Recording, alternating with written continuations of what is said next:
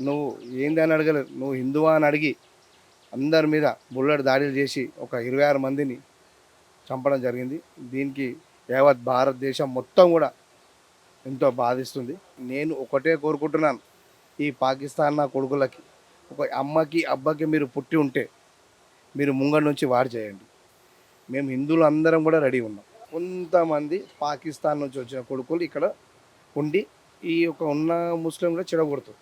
మొన్న 26 మందిని పుట్టన పెట్టుకున్న ఈ ముష్కర్లను, వీళ్ళు ఎక్కడైతే ఇలా స్థావరాలు ఉన్నాయో, వంకర్లు ఉన్నాయో, ఇలా ధ్వంసం చేసి మన పిఓకు దానికి ఆక్రమణ చేసుకొని మన భారత్ మాత జెండా ఎగిరేయాలి అని నా ఆశ.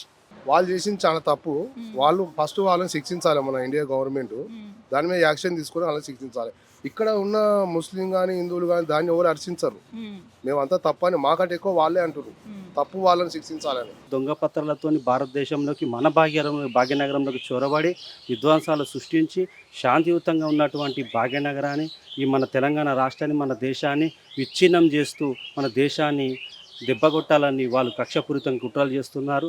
పాకిస్తాన్ని వెంటనే అంతం చేసి ఆ పాకిస్తాన్ని కూడా మన భారతదేశంలో విలీనం చేసుకోవాలని మేము భాగ్యనగర్ నివాసిగా, భారతీయ జనతా పార్టీ యువమోర్చా నాయకులుగా మేము విజ్ఞప్తి చేస్తున్నాము.